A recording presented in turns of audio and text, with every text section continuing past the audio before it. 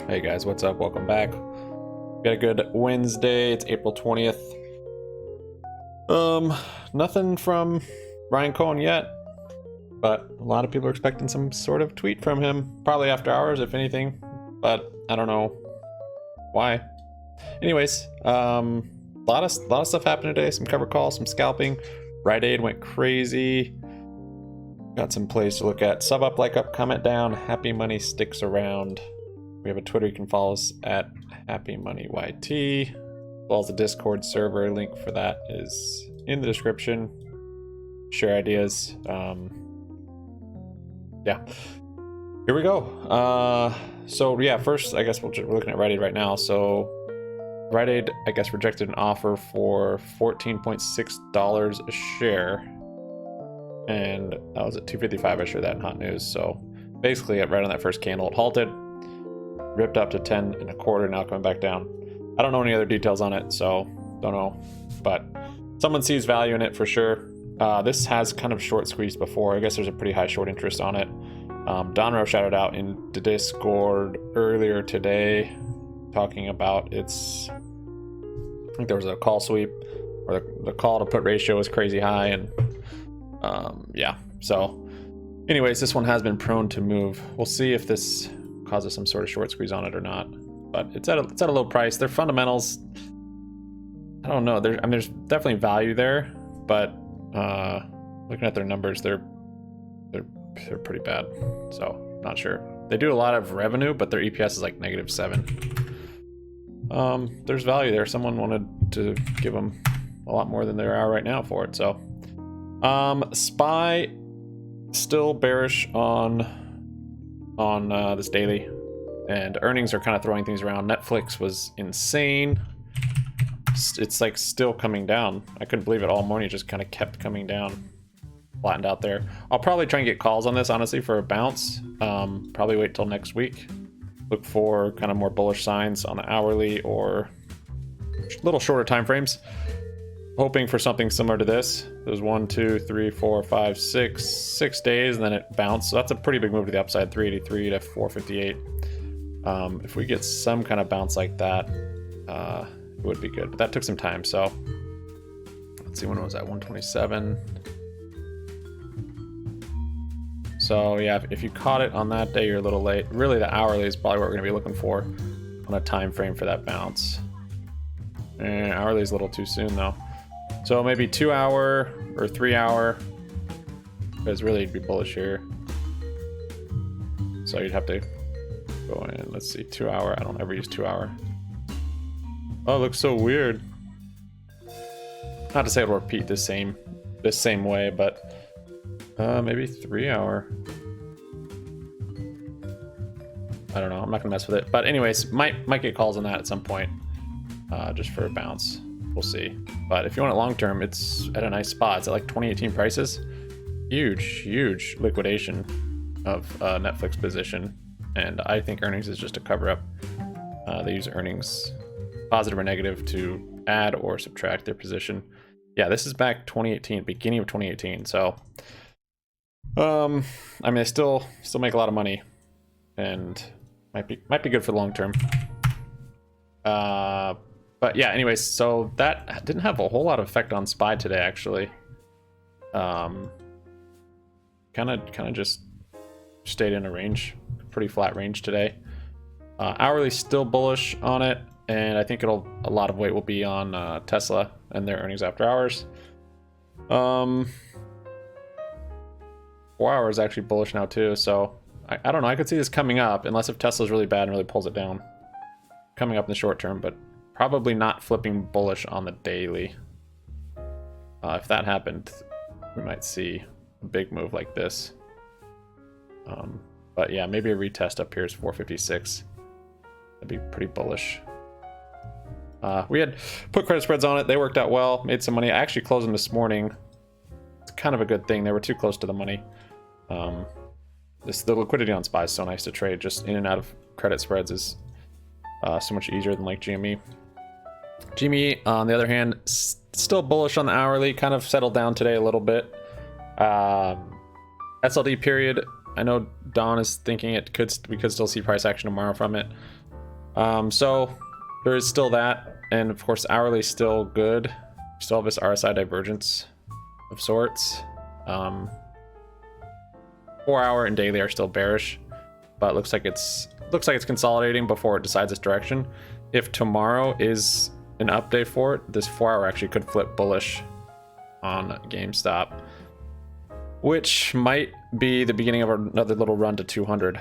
I'm not sure, but 4-hour, it's flipped 4-hour before. See here, it flipped 4-hour, flipped bullish, and that was just in a consolidation before more downside. So 4-hour isn't quite as confirmation of a move as like the daily. Same with here. Then we did that retest. If it flipped bullish on the daily, that would be pretty interesting at this time frame. I guess it did that here also. Yeah. So of course news or anything after hours can affect it, but right now I'd say the momentum is consolidating and still down, but that can flip to the upside pretty easily in one day. Shorter term, of course, it's still looking bullish. Don't see any signs of a reversal to the downside on the short term, or any signs of a reversal to the upside on the long term. So that's how it's just kind of stuck in this range, and probably gonna go with momentum, which is down more or less on that longer time frame. Yeah, that's what I'm thinking on GameStop. The news that we're waiting on it is could be any sort of number of things. Insiders buying, Ryan Cohen buying, any sort of that deal would be bullish and probably cause it to rip initially. After tomorrow, if the SLD doesn't cause some price action to the upside and nothing flips, we kind of just keep consolidating, then I would maybe expect further downside and probably some more melting down to that, maybe that 120, 125 range, see what happens. But at this point, it's holding up pretty well. I mean, it held that 140 support, little false breakout to the downside there, but yeah, basically for upside momentum, I'd like to see above 156, and downside momentum basically just below this support now. So that's kind of the range I'm seeing it's made. I did scalp some covered calls today. It's crazy how those work so well if they work.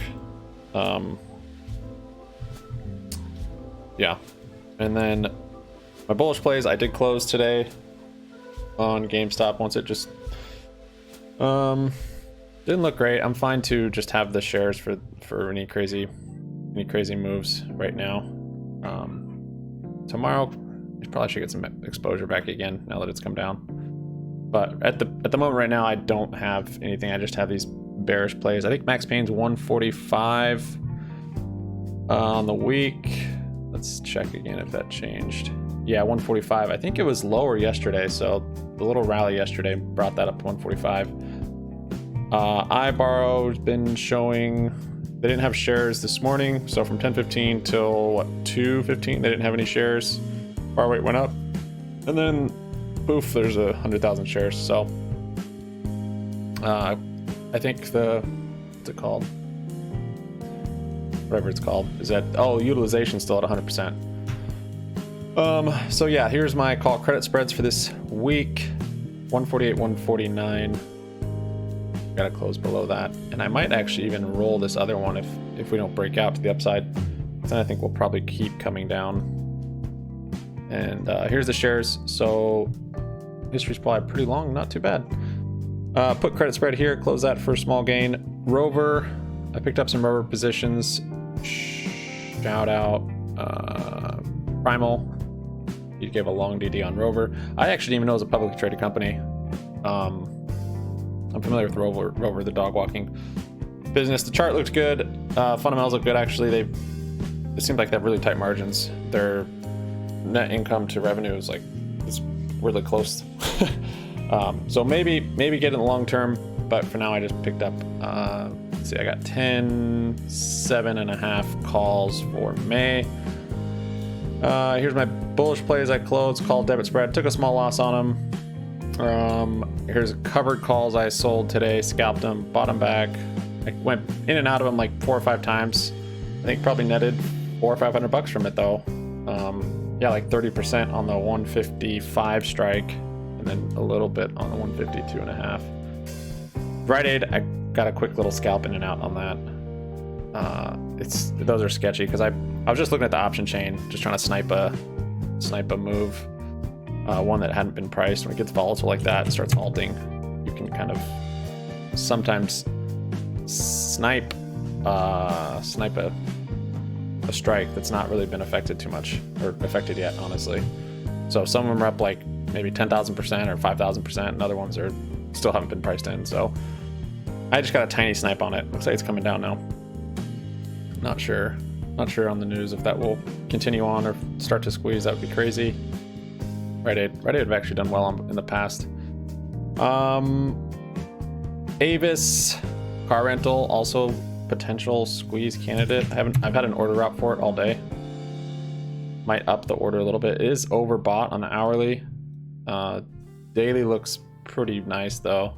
Just crossed that bullish MACD. Just broke out of this bull flag. I mean, it's made a big move already, so the premiums are high. But not to say it can't run. It did this run to 545 back. That was just November. Crazy. So yeah, we'll see on that volume. Yeah, volume. This actually, I should probably get a position on this. Volume picking up on this. So I'm gonna up that order for that one. That will be April 29th, 330, 335 call debit spread. Just because it's expensive. So I'm gonna do a spread on it, and the premiums are crazy. This is what I have. It's a small play right now. I might add to it. It's pretty small. Tesla earnings after hours. I have this Tesla bearish play, 895, 900 put debit spread. Tesla premiums have been going crazy, just up calls and puts just because their earnings. This thing's actually up. This was down like 70% this morning, I think. I could close it for a small gain, but I kind of want to hold it after seeing Netflix and all the money pulled out of that. Amazon or Tesla, if it had 40% down, that would be crazy. So I want some exposure to a crazy move. Might get some more of that actually too. I'm done with this video. Let's see. Trying to close these cover calls. 85%, it's about time. Here's the rover calls. And then I shorted some puts on the long term. Where is that? Oh, I closed it. Oh well. Shorted some 7.5 puts on rover on the long term just to get a long position on. I think I got 3. So that's in the money. Basically because with the premium, it's still getting it for cheaper than it's at right now, if you know what I mean. Kind of confusing, but yeah, that's the way it is. So car, Tesla, those are giving me my plays for tonight. SoFi, I do. Oh, my put credit spread on SoFi. Not working out on this first day, but that's because yesterday was such a big move. Oh, that's actually not looking good now. An hour, that's a bear flag. I feel like this is a good price though. Yep, this is all-time lows on it. So I might want to get more shares of that or sell some puts or something. SoFi's crazy. Crazy good deal, I feel like right now. Yang just keeps grinding up. It's an inverse Chinese ETF 3 times. And this chart is just grinding up. It's been so crazy. Hopefully we get a run to 48. But my option on here, I only have one 25 call. So it's up 25%, but 10% overall. The market makers priced this thing perfectly. I bought this like 4 or 5 trading days ago, and in the morning this is up like 5 or 10%. And then by the afternoon it's like even or down a little bit. Morning up 5 or 10%. It's literally just been grinding with the stock on the way up. So all these days, I feel like it hopefully will break out here soon. Today kind of picked up a little more than the other days where it's had this run kind of into close that we're getting, where it hasn't done that before. So we'll see. It's basically, I could scale into this thing. It hasn't lost any value. It hasn't really gained any value. That is a July. I've got 86 days on it, so plenty of time. July contract 25 call. So we'll see on that. Thanks so much for watching, guys. We'll see you on Discord. Have a good afternoon. Peace out.